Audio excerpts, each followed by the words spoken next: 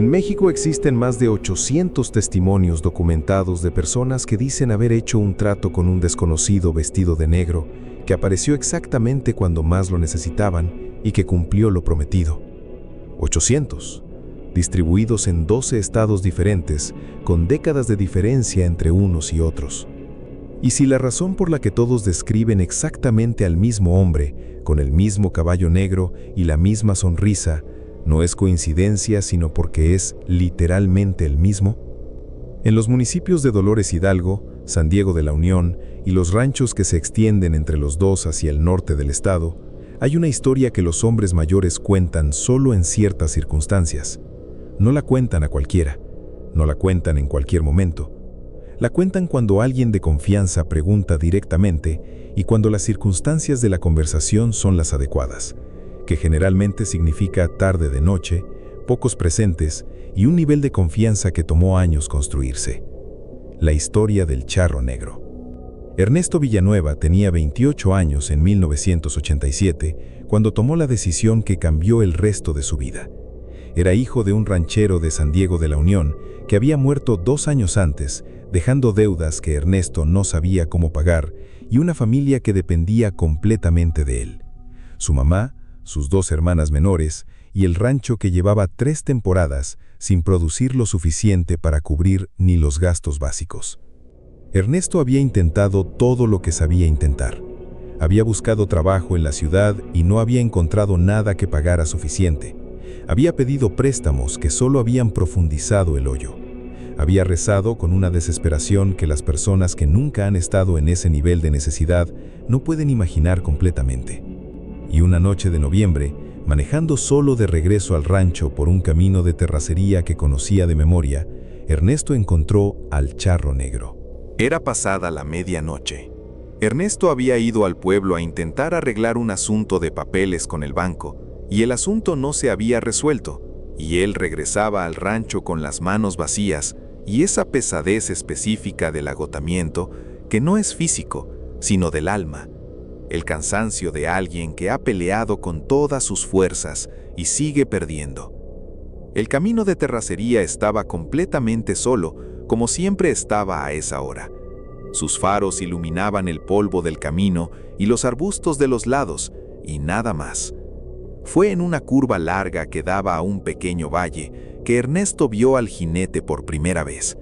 Estaba parado a un lado del camino, sobre su caballo, completamente inmóvil, como si llevara ahí toda la noche esperando. El caballo era negro, enorme, del tipo de animal que ya no se ve mucho, porque los caballos de ese tamaño y esa calidad cuestan lo que la mayoría de la gente no tiene. Y el jinete vestía completamente de negro también, traje de charro negro con bordados que a la distancia Ernesto no podía ver en detalle, pero que bajo la luz de sus faros tenían un brillo que no era el brillo normal de la tela bordada. Ernesto frenó su camioneta instintivamente, no porque tuviera miedo en ese primer momento, sino porque un jinete parado solo en un camino de terracería a la medianoche era algo lo suficientemente inusual para merecer atención. Bajó el vidrio, el jinete lo miró, y Ernesto sintió algo que tardó años en poder describir con palabras precisas. Sintió que ese hombre lo conocía, no en el sentido de haberlo visto antes, sino en el sentido más profundo, como si ese desconocido supiera exactamente quién era Ernesto, exactamente qué lo había llevado por ese camino esa noche, exactamente qué peso cargaba en ese momento, una sensación de ser completamente conocido por alguien que uno nunca ha visto, que es simultáneamente reconfortante y aterradora. El jinete sonrió y le dijo que sabía que Ernesto tenía problemas, que sabía exactamente cuáles eran y que él podía resolverlos todos.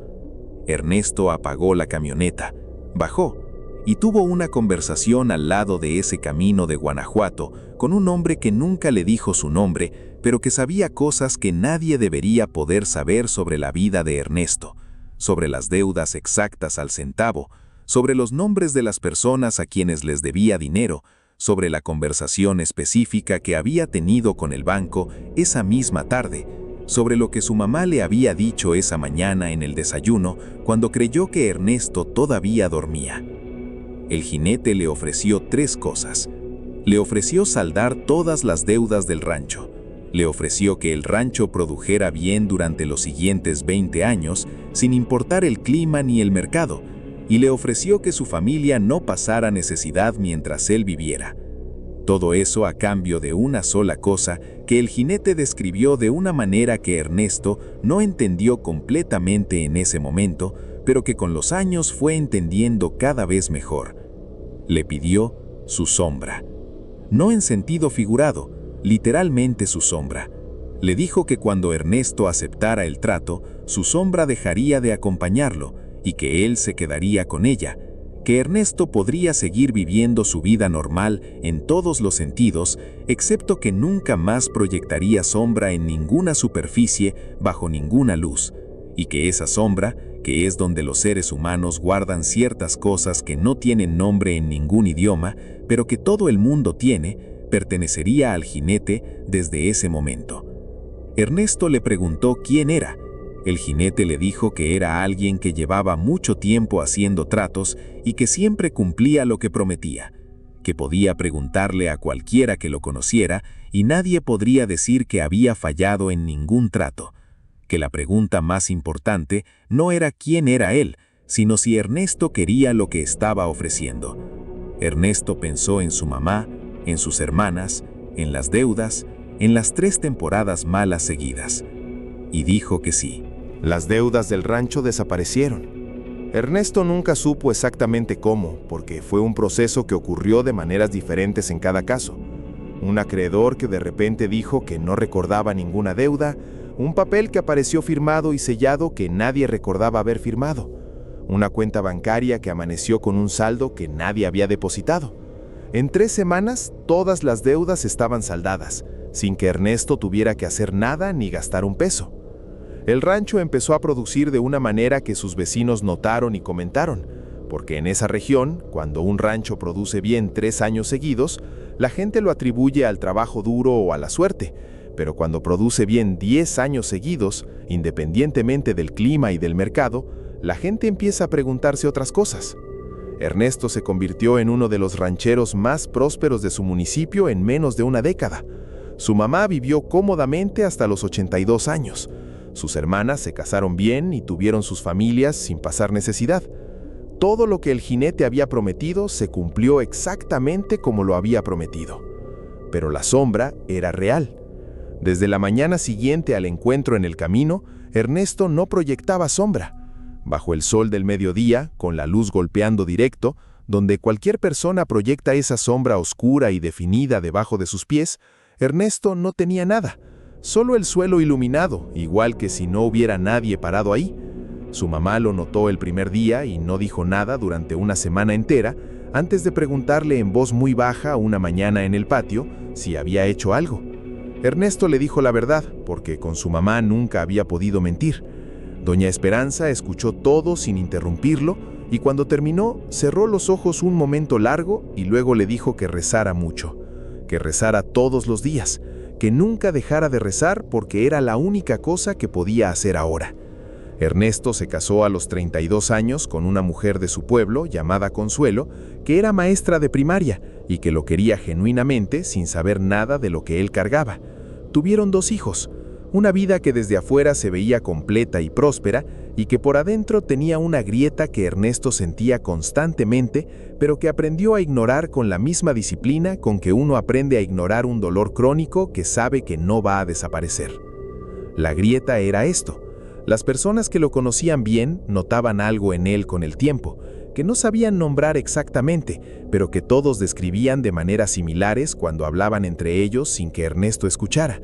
Decían que había algo distante en él, que podía estar en la misma habitación que su familia y parecer que estaba en otro lugar, que su risa sonaba bien, pero no llegaba a los ojos de la manera en que la risa de la gente completa llega a los ojos, que en las fotos familiares siempre había algo ligeramente fuera de lugar en su imagen, aunque nadie pudiera señalar exactamente qué era. Consuelo, que lo amaba y que era una mujer inteligente, se dio cuenta de la sombra a los 6 meses de casados. Un domingo en el patio, con el sol pegando fuerte, ella con su sombra normal en el suelo, y él sin nada. Se lo preguntó directamente esa tarde, y Ernesto, después de años de cargarlo solo, se lo contó todo. Consuelo no se fue. Lo amaba demasiado y era demasiado mujer de rancho para asustarse de algo que no podía cambiar, pero le dijo que buscara la manera de deshacerlo, que fuera donde el curandero más reconocido de la región y le dijera todo, que no podía vivir viendo a su esposo sin sombra el resto de su vida, sabiendo lo que significaba. El curandero al que Consuelo llevó a Ernesto se llamaba Don Abundio. Tenía casi 90 años y vivía en un rancho aislado cerca de Dolores Hidalgo.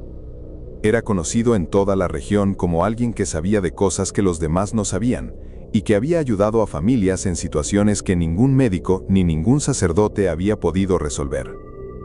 Cuando Ernesto le contó su historia, Don Abundio lo escuchó con los ojos cerrados durante todo el relato sin decir nada hasta que Ernesto terminó.